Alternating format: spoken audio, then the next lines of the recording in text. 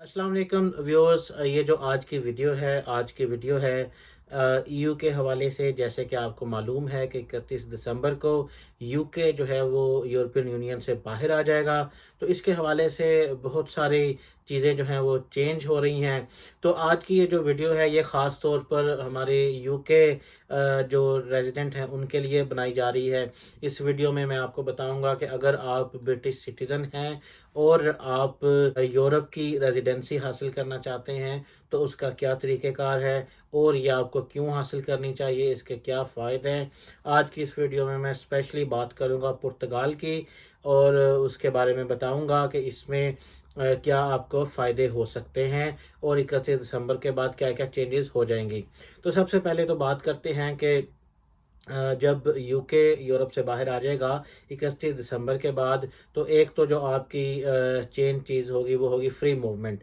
जी हाँ, जैसे कि आपको मालूम है कि यूरोपियन यूनियन का आर्टिकल है जिसमें आपको फ्री मूवमेंट दी गई है।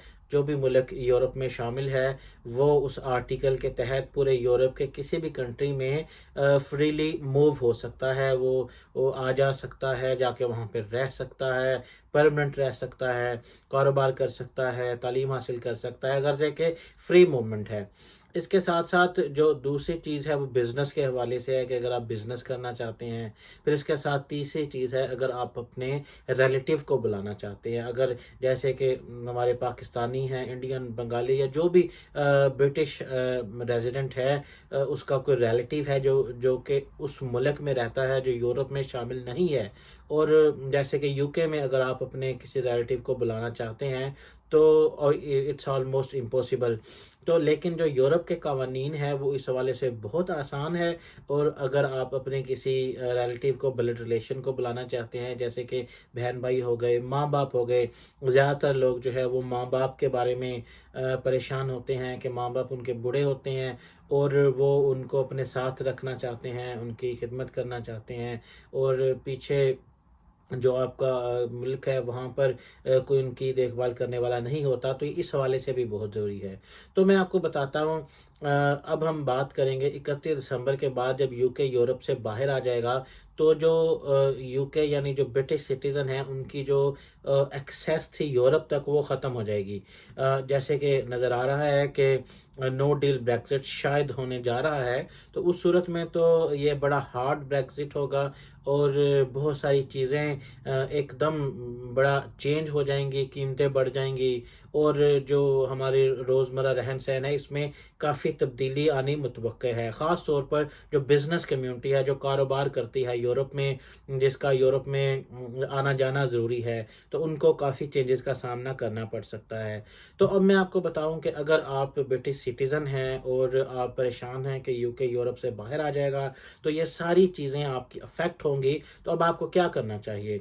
तो आपको यूरोप के किसी मुल्क की रेजिडेंसी लेनी चाहिए। उसका क्या तरीक़ेकार है, आज की इस वीडियो में हम सिर्फ पुर्तगाल के बारे में बात करेंगे।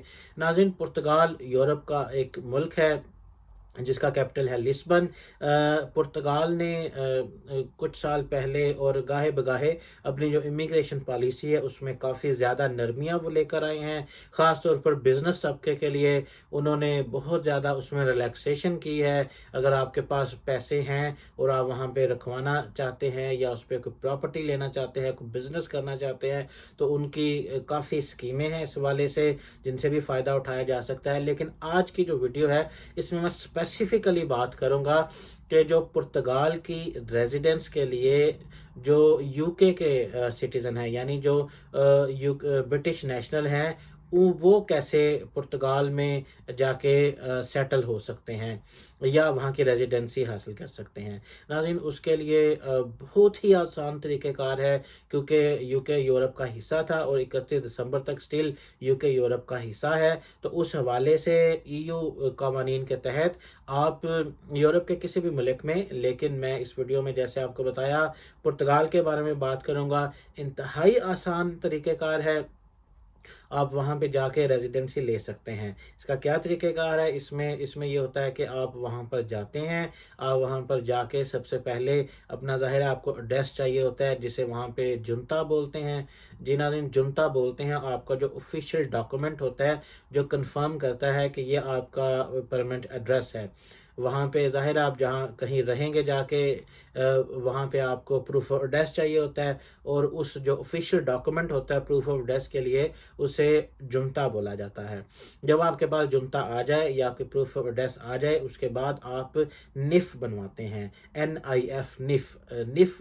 दूसरे अल्फ़ाज़ में आप अपना टैक्स नंबर आप इसको कह दें, जैसे यूके में जिसे NI कहा जाता है, इसी तरह ये आपका जो नेशनल इंश्योरेंस है, जो टैक्स नंबर है, ये होता है, इसे बोला जाता है निफ़।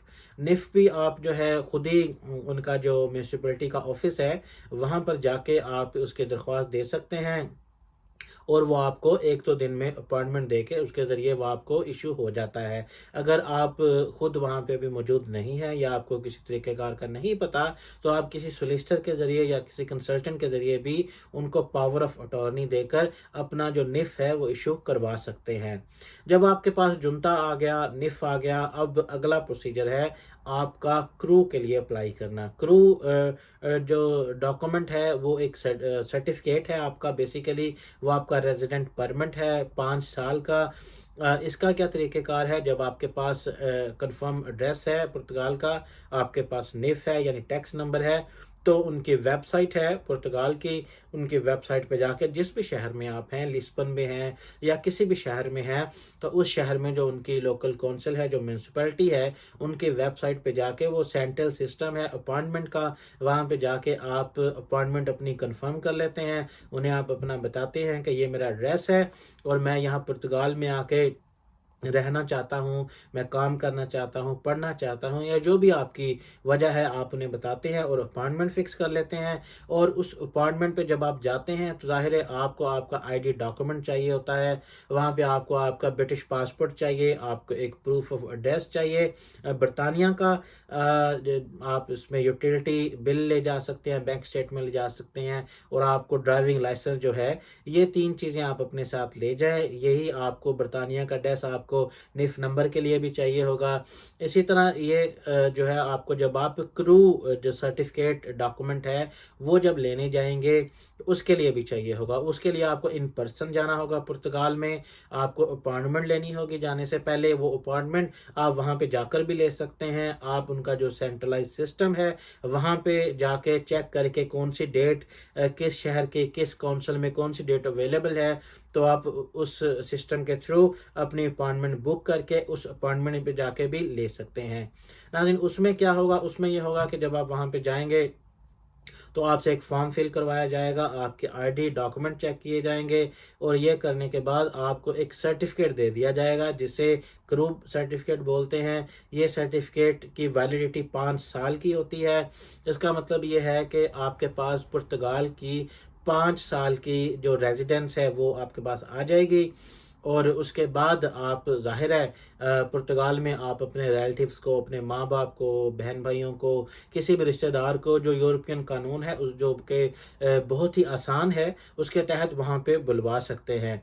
नाज़रीन, ये बात ज़हन में रखिए कि जब आप पुर्तगाल में जाके वहाँ की रेज़िडेंसी लेंगे, तो अगर वहाँ पे कारोबार करें या वहाँ पे जॉब करें, आप वहाँ पे पढ़ें या आप जॉब सीकर हों, ये यानी 3-4 कैटेगरीज़ हैं जिनकी बुनियाद पे आपको मिलता है, तो ज़ाहिर है वो आपको फिर उसको प्रोसीड भी करना होता है।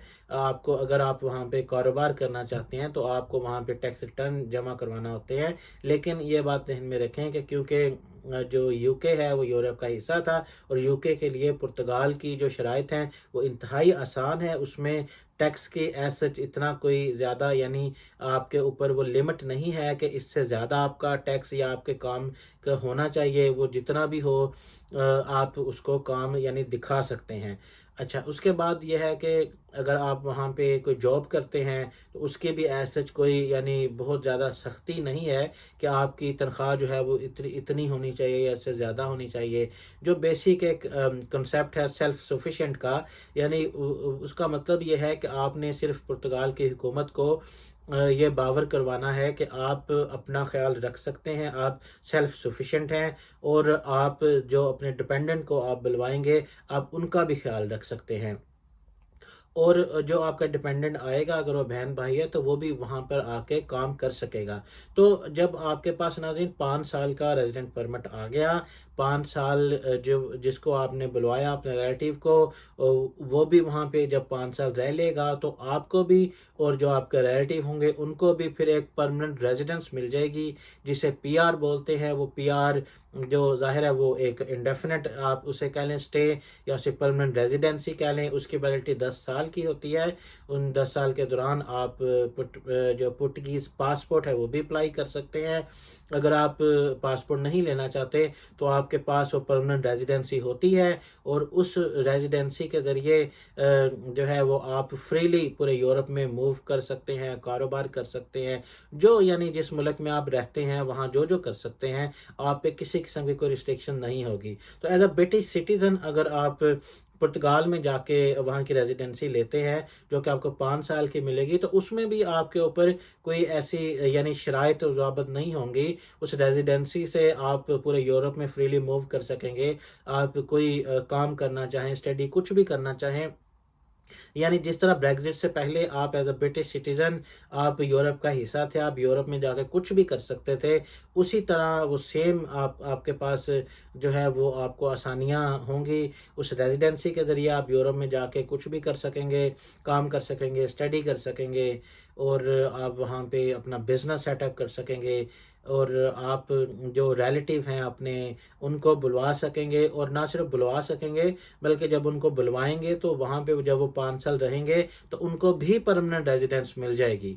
तो ये एक बड़ी आसान आप समझ लें कि कैटेगरी है या सहूलत है ब्रिटिश नेशनल के लिए, जो कि अभी अवेल कर सकते हैं। जैसे कि आपको मालूम है कि ये ख़त्म होने में सिर्फ तकरीबन 2 हफ्ते रह गए हैं, तो इसको आप ये समझें कि ये गोल्डन अपॉर्चुनिटी है। इसको जितनी जल्दी आप हासिल कर लें, अगर आप करना चाहें, अगर आपके कोई डिपेंडेंट हैं उनको आप बुलाना चाहते हैं, या आपका कोई यूरोप में कोई काम करने का इरादा है, तो या आपका पुर्तगाल में कुछ करने का इरादा है, तो ये आपके लिए ये अनलिमिटेड मैं नहीं कहूँगा, ये लिमिटेड टाइम के लिए सिर्फ 2 हफ्ते इसमें रह गए हैं। ये बड़ी गोल्डन अपॉर्चुनिटी है, तो आप इसको अवेल ज़रूर करें। और इसका जो तरीक़ेकार है उससे अगर यानी जो है वो जुनता कैसे हासिल किया जाए, निफ़ कैसे बनवाया जाए, क्रू कैसे हासिल किया जाए, इनके तरीक़ेकार क्या हैं, उसके लिए जो मज़ीद इन्फॉर्मेशन है वो मैं डिस्क्रिप्शन में दे दूँगा। अगर इससे मुतल्लिक आपके किसी किस्म का कोई सवाल हो तो वो आप कमेंट्स के ज़रिए पूछ सकते हैं। मैं मेक श्योर करूँगा, क्योंकि टाइम कम है, 24 घंटों के अंदर अंदर आपको उस सवाल का जो है वो जवाब आपको प्रोवाइड कर सकूँ। इसके अलावा आप वीज़ों के मुतल्लिक या यूरोपियन रेजिडेंसी के मुतल्लिक किसी भी किस्म की आप मालूमात जानना चाहते हैं, या आपके जहन में कोई और सवाल है, तो मेक श्योर करें कि कमेंट्स में आप हमसे सवाल ज़रूर पूछें, तो हम आपको उसका जवाब प्रोवाइड करेंगे। नाज़रीन, इस वीडियो का मकसद ही यही होता है कि अपनी आवाम को जितनी ज़्यादा से ज़्यादा आसानियाँ प्रोवाइड की जा सकें, बगैर किसी चार्जेस के, बगैर किसी कंसल्टेंसी फ़ीस के वो प्रोवाइड की जाएँ, ताकि वो अपनी और अपने घर वालों की ज़िंदगी बेहतर बना सकें। चलें नाज़रीन, इस वीडियो का यहीं पर इख्तिताम करते हैं। अगले वीडियो में किसी नई टॉपिक के साथ फिर आपकी खिदमत में हाजिर होंगे। तब तक के लिए राना जहां को इजाज़त दीजिएगा। अल्लाह हाफिज़।